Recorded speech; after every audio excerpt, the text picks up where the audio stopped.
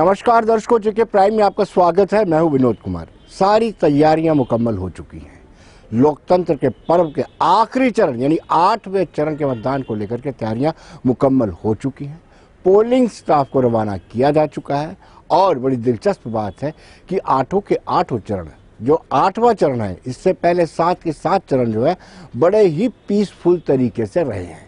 किसी ने सोचा भी नहीं होगा कि 370 हटने के बाद, 35 से हटने के बाद 1.25 साल बाद इलेक्शन घोषित होंगे और इतना रिस्पांस कश्मीर से भी मिलेगा, जम्मू से भी मिलेगा। जम्मू से तो रिस्पांस मिलना ही था, लेकिन कश्मीर में आशंकाएं जताई जा रही थी कि लोग बाहर निकलेंगे या नहीं निकलेंगे, लेकिन लोग बाहर निकले, खुलकर लोगों ने वोट किया और इस बात की तस्दीक है कि एक चरण को छोड़कर के बाकी सब चरणों में 50% से ज़्यादा मतदान हुआ। ये उपलब्धि है, सरकार की उपलब्धि है, इलेक्शन कमीशन की उपलब्धि है और जो इलेक्शन कंडक्ट करवा रहे हैं उनकी उपलब्धि है। और आपको बताते चले, एक वोटर उत्साहित है, एक उम्मीदवार उत्साहित है और तीसरा जो लोग इलेक्शन कंडक्ट करवा रहे हैं वो भी हतोत्साहित है। उनको भी बड़ा खुशी हो रही है कि इस जो पहली मर्तबा डीडीसी के चुनाव हो रहे हैं, इसके इतिहास में उनका भी योगदान है। तो कहीं ना कहीं काफ़ी चीज़ें पहली मर्तबा हुई। पहली मर्तबा कोविड-19 में चुनाव हुए, पहली मर्तबा डीडीसी के चुनाव हुए, पहली मर्तबा वेस्ट पाकिस्तानी रिफ्यूजियों ने अपना वोट कास्ट किया। काफ़ी चीज़ें पहली मर्तबा हो रही हैं, तो लिहाजा जो भी इसमें कंट्रीब्यूट कर रहा है वो अपने आप को खुशकिस्मत महसूस कर रहा है। अभी आपको हम सीधे सांबा लिए चलेंगे, किश्तवाड़ लिए चलेंगे। वहाँ आप देखेंगे कि जो वोटिंग कराने जा रहे हैं, जो पोलिंग स्टाफ है, वो कितना खुश है। पोलिंग स्टाफ को एक तो ये जानकारी दी जा रही है कि आपने पोलिंग करवानी कैसे, दूसरा ये जानकारी दी जा रही है कि कोविड-19 के चलते किस तरीके से आपने डिस्टेंस भी मेंटेन करना है। डिस्टेंस मेंटेन करने के साथ साथ आपने मास्क भी पहनाना है, मास्क पहनाने के साथ लोगों के हाथ भी सैनिटाइज करने हैं। आइए देखते हैं।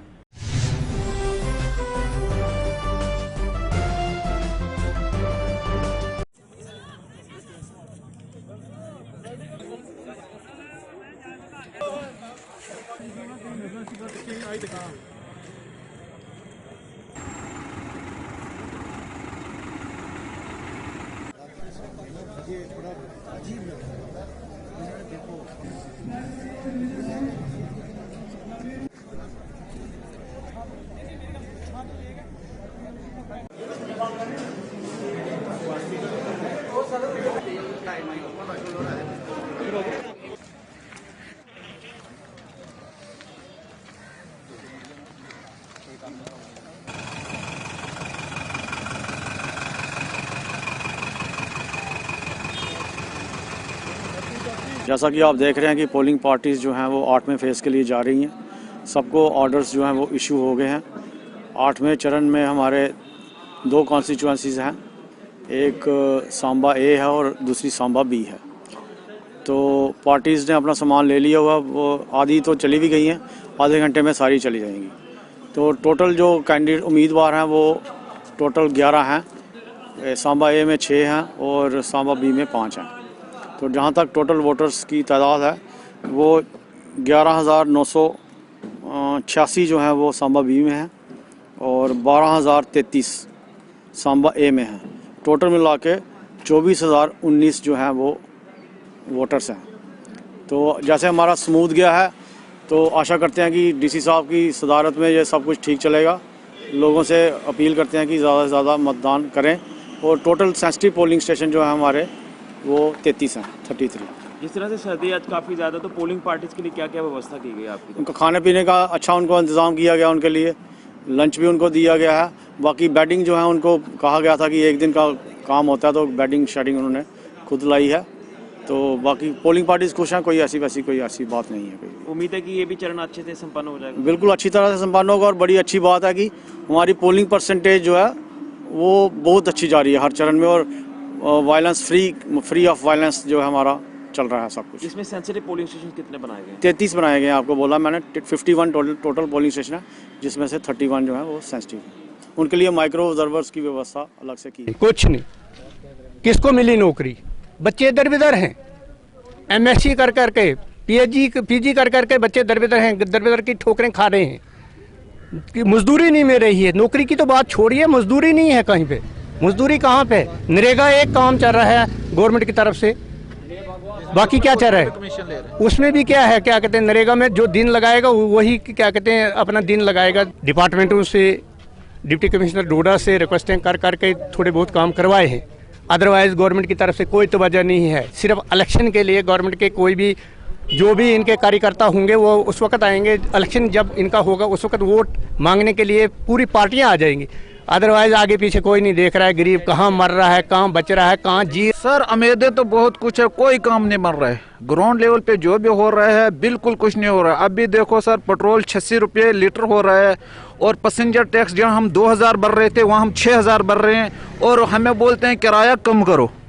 जहाँ के पैसेंजर टैक्स भी चढ़ रहे हैं और GST भी चल रहा है और ड्राइवरों को भी बिल्कुल दबाव में रखा गया है। खुदकशी पे आ रहे हैं ड्राइवर भी, ना खाने को कुछ मिल रहा है और ना गाड़ियों के लिए पूरा खर्चा हो रहा है। और रोड देखो, इनकी रोडें इतनी हालत है कि 6-6 फुट के खड्डे हैं रोडों पे। जब कहीं इलेक्शन आते हैं उस वक्त डाल देते हैं 2-4 टिपर उन खड्डों में, तो अपनी गाड़ियां क्रॉस करते हैं, उसके बाद कोई दिखाई नहीं देता है। डीडीसी इंतखाबात के 8वें और यानी आखिरी मरहले के लिए कल खिताई पीर पंचाल के कुल 4 ब्लॉक में वोटिंग होने जा रही है, जिसमें लाइन ऑफ कंट्रोल के नज़दीक के ब्लॉक मनकोट के साथ साथ मेंढर सी और राजौरी में, सुंदरबनी और दरहाल में कल वोटिंग होने जा रही है, जिसके लिए पोलिंग अमलों को आज रवाना किया जा रहा है और पूरी सिक्योरिटी के साथ पोलिंग अमले आज यहाँ से रवाना किए जा रहे हैं, क्योंकि बिल्कुल लाइन ऑफ कंट्रोल के नज़दीक का एक ब्लॉक मनकोट है जिस पर कल साहब की नज़रें लगी रहेंगी, क्योंकि पिछले कुछ दिनों से लाइन ऑफ कंट्रोल पर जिस तरह दोनों ममालिक में हालात बने हुए हैं उसको देखते हुए इंतज़ामिया के लिए भी बड़ा चैलेंज ज़रूर रहेगा, क्योंकि इससे पहले होने वाले 7 मरहले बिल्कुल पुरअमन तरीके से मुकम्मल हुए, जिसमें लाइन ऑफ कंट्रोल के नज़दीक के ब्लॉक भी शामिल हैं। कल होने वाली 4 ब्लॉक में पोलिंग के लिए आज पोलिंग अमलों को पूरी सिक्योरिटी के साथ रवाना किया जा रहा है, मगर सबकी नज़रें कल एक बार फिर लाइन ऑफ कंट्रोल के नज़दीक के बिल्कुल ब्लॉक मनकोट पर लगी रहेंगी, जो बिल्कुल लाइन ऑफ कंट्रोल के नज़दीक पर है, जहां पिछले कुछ बरसों से लगातार पाकिस्तान की तरफ से नाजंग माहिदे की खिलाफवर्जियों के सिलसिले देखने को मिलते हैं। हालांकि पिछले 7 मरहले बिल्कुल पुरअमन तरीके से मुकम्मल हुए, जिसमें लाइन ऑफ कंट्रोल के हालात भी बेहतर बने रहे, मगर कल आखिरी मरहले को देखते हुए सबकी नज़रें लाइन ऑफ कंट्रोल पर ज़रूर लगी रहेंगी, क्योंकि ये इलाका एक ऐसा इलाका है जो पाकिस्तान की शेलिंग से पिछले कई अरसे से बुरी तरह मुतासर है, मगर इसके देखते हुए इंतज़ामिया की तरफ से पहले ही एहतियातन कई कदम ज़रूर उठाए गए हैं। और मगर आज कल होने वाली पोलिंग के लिए आज पूरी सिक्योरिटी के साथ पोलिंग अमले को रवाना किया जा रहा है। जमशेद मलिक, गुलिस्तान न्यूज़।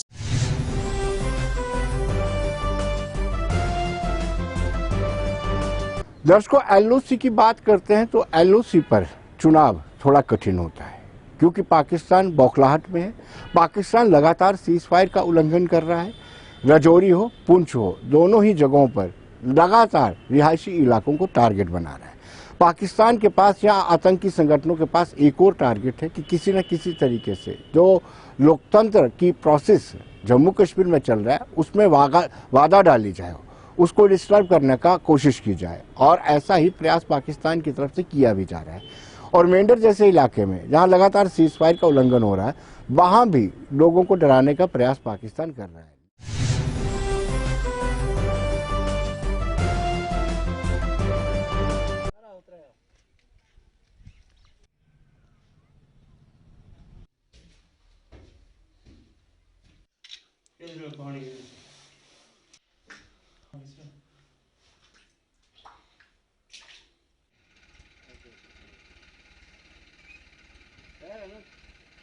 देखिए आपने देखा कितना पानी है ये अंदर, ज़बरदस्त 1.5 2 फुट पानी आ रहा है। बनाए तो नहीं रहने वास्ते, इनको फायदा तो कोई नहीं ना इनमें पानी बिच की जा बच सकें। अगर ऐसा गोलाबारी फिर पानी के अंदर कौन जा सके। परेशानियाँ इसलिए तुम खुद देख के चले अंदर पानी है या नहीं। अगर गोलाबारी बहेगी पानी को हाल ही नहीं। मसलो रोड हो तो हमने खुद देखे कि हालात गार हो, बारिश रोड सारी टूट के ख़त्म हो गई है, तो कोई है ही नहीं, लीडर ही नहीं आता तो कोई किस तरह लगी मकान ही फिर फायरिंग में पाकिस्तान में हमें सीधी गोली सीधी मकान साइड हम जा नहीं सकता, दुकान 24 घंटा बंद रहे हमारी पहली साइड। तो फिर इंतजामिया ना पता हो जाए, लीडर ना आता ही नहीं, देख ही नहीं रहे। बोल रहा हूँ टाइम तो रोड़ा और गड्डी ले फिर चले गया, मोड़ गया, फिर आप 5 साल बाद फिर देख लियो सारा सामने जो है अगे जी नहीं होगा फिलहाल हो सके। हमारी यही डिमांड है, अपना पानी बिजली होनी चाहिए। बिजली है ही नहीं, जीरो है, फ़ोन हमारा चलता ही नहीं। जिस दिन इलेक्शन शुरू हुआ सिर्फ फ़ोन टावर ही बंद कर दिया। फिर फोन इसे चलता ही नहीं कि अब तो थारे सामने मैं कितनी बारी 20 बारी फोन लाया पहुंच नहीं लगो फिर है नहीं मुंडा वो चाल जाना वो रोड़ा की हालात है किस ले जाऊँ। सब तो ज़्यादा परेशानी रोड की तो बिजली टैंकर बने हुए हमने खुद देखा पानी के हालात है अंदर रोड को बिल्कुल नमूने कोई नहीं कितना अर्सा हो गया इस रोड को लोग नहीं कख नहीं आए ठेकेदार आया बोला पास है कोई मेरा ख्याल 100 फुट नाली बनाई फिर वो छोड़े चले गए वापस आए नहीं।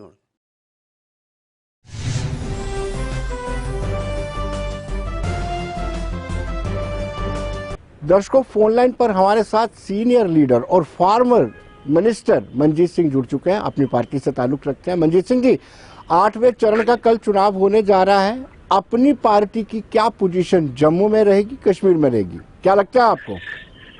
देखिए, पोजीशन जो हमारी पार्टी की अच्छी रहेगी दोनों खितों में। हमारी पार्टी नई पार्टी है जिसको बने हुए अभी 8 महीने से ज्यादा समय नहीं हुआ और इसमें भी 5-6 महीने जो है ये लॉकडाउन के कारण हम लोगों में जा नहीं पाए जी। लेकिन उसके बावजूद भी जो पार्टी के प्रोग्राम है वो लोगों को पसंद आए क्योंकि बहुत ही स्पष्ट नीति के साथ जम्मू कश्मीर अपनी पार्टी जो है वो लोगों के बीच गई है और लोगों में पार्टी इंट्रोड्यूस हुई है और लोग जो है उन्होंने पार्टी के प्रोग्राम को पसंद किया है। मुझे लगता है कि अच्छा रिस्पांस लोगों का जो है वो जब नतीजे निकलेंगे तो अच्छा रिस्पांस आएगा। मनजीत सिंह जी, आपने सिर्फ अपनी कॉन्स्टिट्यूंसी नहीं पूरे जम्मू प्रोविंस में आपने प्रचार किया, हमने देखा भी, उधमपुर भी आप जाते रहे, बहुत जगह पर आप गए हैं। क्या लगता है आपको, क्या रिस्पांस आएगा? बिल्कुल आएगा, वही मैं आपसे कह रहा हूँ कि जो ट्रेडिशनल पार्टीज हैं, जो पुरानी पार्टी है, जो 100 साल पुरानी पार्टियां हैं, उनके मुकाबले में हमारी पार्टी जो नई मैदान में उतरी, जिनका अभी सिंबल भी लोगों में अभी प्रॉपरली इंट्रोड्यूस नहीं था, लेकिन मुझे खुशी है कि हर जगह हमारे कैंडिडेट खड़े हुए, बहुत अच्छा प्रचार किया और लोगों ने पार्टी के प्रोग्राम को जो है उसको पसंद किया है और मुझे लगता है कि इसका नतीजा जो है वो अच्छा निकलेगा। मनजीत सिंह जी, आपकी पार्टी की एक चीज बड़ी क्लियर है कि आप स्पष्ट बात करते हैं, आपको पता है कि 370 और 35 की अब वापसी नहीं हो सकती है, पास्ट को दोहराने के बजाय हम फ्यूचर पर काम करें। क्या लोग इस चीज को पसंद कर रहे हैं? बिल्कुल लोगों ने पसंद किया है क्योंकि जो खास तौर पे हमारा जम्मू खिता है, यहाँ नेशनलिस्ट लोग हैं और उन लोगों को जो है वो पार्टी का प्रोग्राम जो है वो पसंद आया क्योंकि हमारी पार्टी ने लोगों से झूठ नहीं बोला, हमने लोगों को गलत सपने नहीं दिखाए, हमने स्टेट रूट की बात की, हमने जमीनों के हकों की बात की, हमने नौजवानों के रोजगार की बात की, बॉर्डर के लोगों की बात की, किसानों की बात की। तो ये सारी बातें जो हैं ये लोगों ने पसंद की और सबसे अच्छी बात हमारी ये जो मुझे लगी कि हमारा जो प्रोग्राम है वो इंट्रोड्यूस हुआ, हमारा सिंबल इंट्रोड्यूस हुआ, जिसका लाभ आने वाले असेंबली इलेक्शन में हमको मिलेगा क्योंकि हमारा कैडर तैयार हो गया। हर एरिया में हमारे लोग जो है उन्होंने कंटेस्ट किया क्योंकि नई पार्टी थी, लेकिन उसके बावजूद भी लोगों ने पार्टी को बहुत जो है अल्ताफ बुखारी साहब के प्रोग्राम को लोगों ने अप्रिशिएट किया। मनजीत जी, राजौरी में आपके एक लीडर पर हमला भी हुआ, क्या कहेंगे आप, कौन है ऐसे लोग? देखिए, अब बहुत सारी जगह ऐसा हुआ है कि हमारे कैंडिडेटों को डराया जा रहा था, धमकाया जा रहा था क्योंकि जो विरोधी लोग हैं उनको लग रहा था कि ये पार्टी हमारी स्पेस ले रही है, चाहे वो पीपल अलायंस जो गुपकार अलायंस की बात आप कर लो, चाहे बीजेपी की बात कर लो, चाहे दूसरी पार्टियां हैं, उनको लग रहा था कि हमारी स्पेस खिसक रही है और लोग जम्मू कश्मीर अपनी पार्टी की तरफ जुड़ रहे हैं। तो वो लोग जो है वो छोटे हथकंडों पे आ गए और ये लड़ाई झगड़े बहुत सारी जगह उन्होंने किए, लेकिन मैं समझता हूँ कि वो सब कुछ हताशा में कर रहे हैं। लोगों ने जम्मू कश्मीर अपनी पार्टी के प्रोग्राम को अप्रिशिएट किया है। बहुत बहुत शुक्रिया मनजीत जी, धन्यवाद।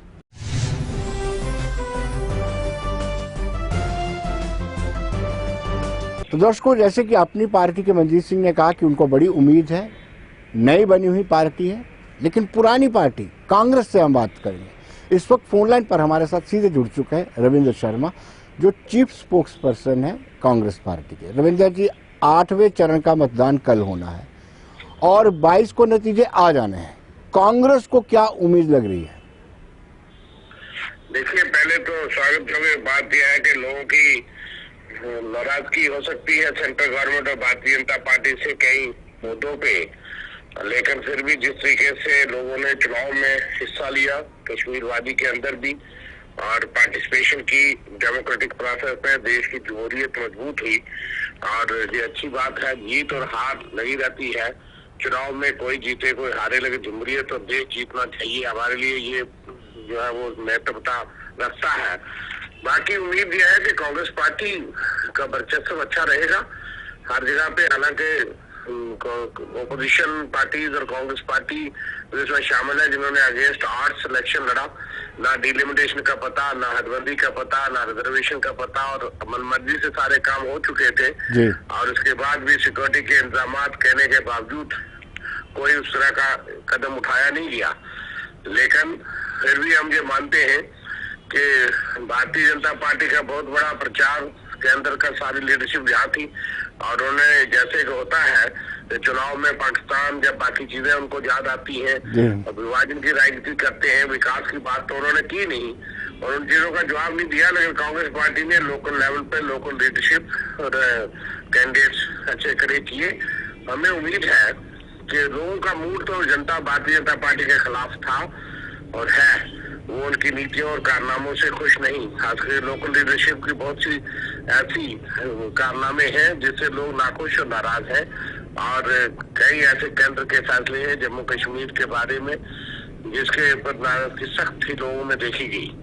और हमें उम्मीद है विभाजन का कहीं कहीं फायदा किसी को होगा, इंडिपेंडेंट कैंडिडेट्स भी कहीं पे होंगे, लेकिन कुल मिलाकर के जो बीजेपी के लिए एक अच्छा संकेत नहीं लाएगा। और दूसरा यह है कि कोरोना के दौरान, कोविड के दौरान इस किस्म का चुनाव अगर हो सकता है कि कई लोग इन्फेक्ट हो गए, शायद उनमें मैं भी एक हूँ, लेकिन बहुत से लोग कोविड पॉजिटिव और इस वक्त गंभीर हालात में हैं और कई लोग आम लोग जो है जिनका कोई पता नहीं होगा। अगर इतनी मजबूरी थी कि अभी भी ये चुनाव कराने जरूरी थे, तो अब सेंट्रल गवर्नमेंट के लिए ये मजबूरी हो गया कि भाई इतने बड़े चुनाव के बाद असेंबली चुनाव जल्द करवाए, करें, लोगों को चुनी हुई सरकार मिले। ये हमारी प्राथमिकता, सरकार किसी की भी हो जिसको लोग चाहे। जी जी। रविंदर जी, कांग्रेस पार्टी को इस चीज का बड़ा एतराज है कि बड़े स्टार प्रचारक भारतीय जनता पार्टी ने लाए, लेकिन उन्होंने मना नहीं किया कि आप वाड्रा को नहीं लाइए, राहुल गांधी को नहीं लाइए या बड़े किसी नेता को नहीं लाइए। आपने क्यों नहीं लाए? देखिए, हमें कोई एतराज नहीं, वो मोदी जी को भी लाते, लेकिन सिवाय प्रधानमंत्री मोदी जी के बाकी सारे चुनाव में हिस्सा लेते थे। अमित शाह जी ने भी वहां से वार पे वार किए और जिनके साथ वो सत्ता में बैठे करगिल के अंदर गुपकार गैंग और गुपकार अलायंस और किस किस्म की नाम लेकर के नामकरण करते हैं, उनके साथ तो आज भी बीजेपी वहां पे सत्ता में बैठी है, पीडीपी और नेशनल कानून, लेकिन उसको गृह मंत्री जो है गुपकार गैंग या गुपकार अलायंस वो देशद्रोही और वो बातें कहें तो कौन रह गया? वो तो वहां से बोलते हैं, उनके पास सारा मीडिया है। बागेता जी हमारे परिवार के सदस्य हैं, लेकिन आपसे ये उम्मीद नहीं करता। हमारे नेता राहुल गांधी हो सकते हैं, प्रियंका गांधी हो सकती है, सोनिया जी हैं, लेकिन इस तरह की बात हम नहीं उम्मीद करते आपसे। बाकी है कि हमने सोचा कि लोकल लोग जो बेहतर जानते हैं कि किसको जीतना चाहिए, किसको जिताना चाहिए, लेकिन उनके लिए चुनाव इतना महत्वपूर्ण होता है कि सारी मशीनरी और सारा कुछ लगा करके वो चुनाव लड़ते हैं और अपने सहयोगियों को भी देशद्रोही कहते हैं और जो लोग कल तक भी सहयोगी थे आज भी सहयोगी हैं। इसलिए हम उस हद तक नहीं जाते कि किसी को पाकिस्तानी या देशद्रोही या एंटी नेशनल कह दें सिर्फ चुनाव जीतने के लिए। हम मर्यादाओं के अंदर चुनाव लड़ते हैं और हमने चुनाव लड़ा। हमारे सारे कैंडिडेट्स जो बेहतरीन कैंडिडेट तकरीबन हमारे पास थे। हाँ, कई जगह सीट शेयरिंग में हमने प्रयास किया जो बाद में सफल नहीं हुआ बहुत सी जगह पे, और सीट शेयरिंग है भी। बाकी जगह हमने कहा था फ्रेंडली लड़ेंगे, लेकिन वो द्वितीय बताएंगे कहाँ कहाँ विभाजन से नुकसान हुआ। कई जगह पे जिन्होंने भारतीय जनता पार्टी के खिलाफ हम जीते या हारे, लेकिन प्रयास ये होना चाहिए था कि यहाँ भारतीय जनता पार्टी के आप विरोधी जो पार्टियां हैं उनको एक दूसरे को हराने का प्रयास नहीं किया जाता है। डेलिबरेटली कई जगह पे ऐसी प्रयास किया गया, जो दुर्भाग्यपूर्ण है। और बाहर से कहने के लिए लोगों को भारतीय जनता पार्टी की नीतियों के खिलाफ बोला जाता है। कांग्रेस पार्टी कई मुद्दों पे कंप्रोमाइज नहीं कर सकती, जो देश का सेंटीमेंट है उसमें हमें घाटा हो, जो नुकसान हो सियासी तौर पे, उसकी हम परवाह नहीं करते। रविंद्र जी, आपने बड़े दबे मन से कहा कि हार जीत तो कबूल की जा सकती है, और आप साथ में ये भी कह रहे हैं कि भारतीय जनता पार्टी के खिलाफ माहौल बना है, केंद्र सरकार ने जो फैसले लिए हैं वो आम जनता के खिलाफ नहीं। फिर भी आप इतने भयभीत क्यों हैं? आपको उम्मीद क्यों नहीं है? हम देखिए, जनता इलेक्शन में जनार्दन का जो है वो फैसला स्वीकार करना चाहिए जी। कुछ मैंने कहा कि दो बातें होती है। विनोद जी, आप बड़े एक्सपीरियंस पत्रकार हैं जी। जनता का मूड भारतीय जनता पार्टी के खिलाफ है, था, वो आप जाकर के जान सकते हैं, वो मैं बिल्कुल दुरुस्त कह रहा हूँ जी। लेकिन उस मूड को हम कैश कर पाए, कितना कैश कर पाई विपक्षी पार्टियां, हम लोग कितने कैश कर पाए, वो एक अलग मुद्दा है। उस पे मैंने इसलिए जो जवाब आपको कहा, बहुत सी जगह पे हमारे कैंडिडेट से हमने जो के यकायक चुनाव आया, कोरोना का डर भी था, और जिस तरीके से लीडरशिप जो है वो प्रयास कर पाई, उसमें मैंने कहा कि ये बात दुरुस्त है कि आप देख लेंगे कि बीजेपी का यहाँ कैंडिडेट जीतेगा भी, वहाँ उनके खिलाफ खड़े होने वाले कितने प्रतिशत वोट लेते हैं जी, इंडिपेंडेंस और विपक्ष मिलाकर के देखना ये है जमहूरियत में कि उनको कितना प्रतिशत वोट मिलता है। अगर उन्होंने इतना ऐतिहासिक फैसले लिए हैं कि जम्मू कश्मीर को पहली बार इंटीग्रेशन हो गई, जम्मू कश्मीर की आवाम खुश है। जम्मू सूबे से बात लेना, कश्मीर को छोड़ दीजिए, लेकिन जम्मू सूबे से ये आंकड़े आप 22 को देख लेना कि जहाँ जहाँ वो जीते थे, उनके चेयरमैन जीते थे, वहाँ अपने सरपंच की सीटें हार गई। ऐसी मिसालें हैं। आज लोगों का मूड एंटी बीजेपी था, है, क्योंकि उनके सिर्फ यही फैसले नहीं और भी एक तरफा फैसले हैं। आज महंगाई और बाकी किसानों के विरोध में, युवाओं के विरोध में, गेहूं के विरोध में बहुत सी ऐसे फैसले हैं जिससे लोग नाराज हैं। बिल्कुल बिल्कुल। मतलब ये नहीं कि हम सब जगह जीत जाएंगे, मगर हमारा अच्छा प्रदर्शन होगा। मैं कभी भी बढ़ा चढ़ा करके एग्जैगरेटेड बयान नहीं देता मीडिया अटेंशन के लिए। 22 को बात करेंगे, लेकिन आप उसमें देखिए जरूर कि विभाजन का कहीं फायदा हो सकता है। और खास करके जो विपक्ष के वोट है, चाहे इंडिपेंडेंस के हो, आप देख लीजिए बीजेपी कितने % वोट लेती है और दावे करती है। सारा चुनाव नरेंद्र मोदी जी के नाम पे लड़ा गया, सारा चुनाव उन्होंने सेंटर से लड़ा, सारी मशीनरी सब कुछ उनके पास था। उसके बाद देखेंगे, ये तो लोकल चुनाव नहीं ना होगा पंचायत का, फिर भी उनका अधिकार है, हम उनको रोकते थोड़े। लेकिन अगर इतने ऐतिहासिक फैसले किए थे तो इतनी बड़ी लीडरशिप को आकर के बैठने का घबराहट उनको है, हमको नहीं। घबराहट नहीं होती तो सारी लीडरशिप यहाँ नहीं बैठती फिल्म एक्टर तक। और वो लोग जो फिल्मों में काम करते हैं, लीडरशिप में भी है, समृद्धि ईरानी जैसे, क्योंकि वो तो मशहूर हस्ती है टीवी की भी, तो सियासत में आ गई, मंत्री भी है, तो उनके 2 चेहरे हैं। तो मैं कौन सी गलत बात कहता हूँ? हंस जी भी आते हैं, तो लोगों को लुभाने के लिए, मनोरंजन करने के लिए आपको लाने मनोज तिवारी को भी लाया गया है, भोजपुरी एक्टर, गाने बजाने वाले लोग ज्यादा लाए गए ताकि लोगों को जमा किया जाए। अगर ऐसी बात होती तो बीजेपी के नेताओं को सुनने के लिए जो है वो हजारों की तादाद में बीजेपी जमा होती। रविंद्र जी, बहुत बहुत शुक्रिया आपका, धन्यवाद।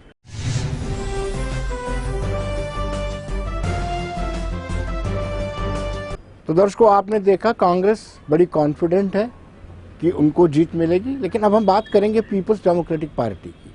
हमारे साथ फिरदौस टाक, जो फॉर्मर MLC हैं और स्पोक्स पर्सन है पीपल्स डेमोक्रेटिक पार्टी की, वो हमारे साथ जुड़ चुके हैं। टाक साहब, 8वें चरण का कल मतदान होना है, एक बड़ी उम्मीद है गुपकार अलायंस को, क्या लगता है आपको?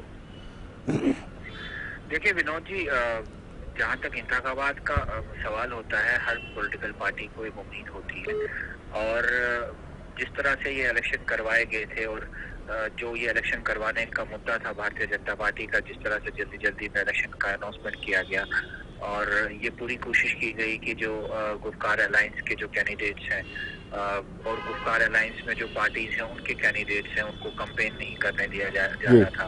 उनके जो कैंडिडेट्स हैं उनको सिक्योरिटी कंसर्न के नाम पर उनको काफी दिनों तक बंद रखा गया, उनको सिक्योरिटी मुहैया नहीं करवाई गई। और बहुत सारे इलाकों में हमने ये भी देखा कि जहाँ जहाँ गुपकार अलायंस का कैंडिडेट स्ट्रांग था, वहाँ पे जिस दिन इलेक्शन हुआ करता था उससे एक दिन पहले जो है वो सिक्योरिटी फोर्सेस का कार्डन और सर्च ऑपरेशन भी किया जाता था, और एक पूरी कोशिश की गई कि खौफ और दहशत का माहौल जो है वो आवाम में पैदा किया जाए। लेकिन जिस तरह लोग निकले हैं और इस चुनाव में हिस्सा लिया है, वो एक क्लियर इंडिकेशन है कि जम्मू कश्मीर के लोग जो ये डिवाइसिव फोर्सेस हैं, जो डिसरप्टिव फोर्सेस हैं, उनके खिलाफ ये इकट्ठा हुए हैं।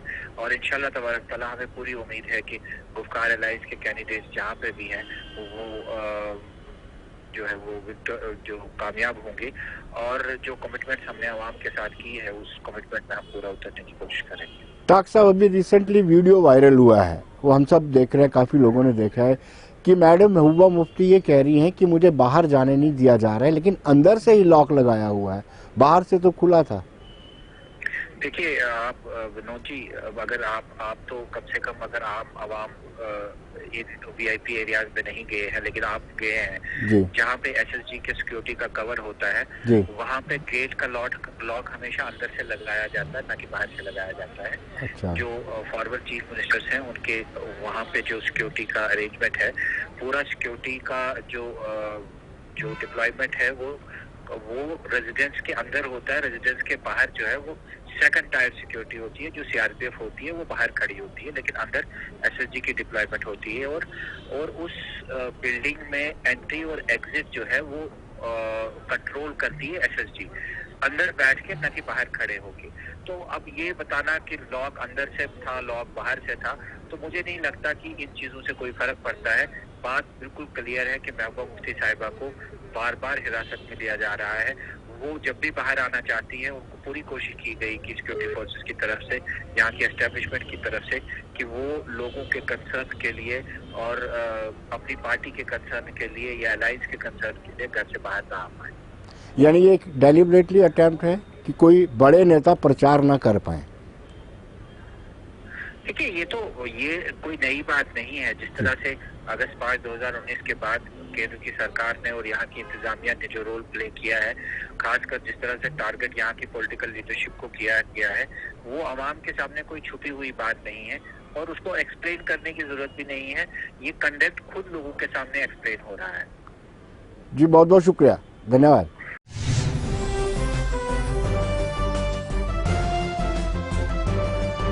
तो दर्शकों, बने रहिए देश दुनिया की खबरों के लिए और मुझे दीजिए इजाजत। नमस्कार।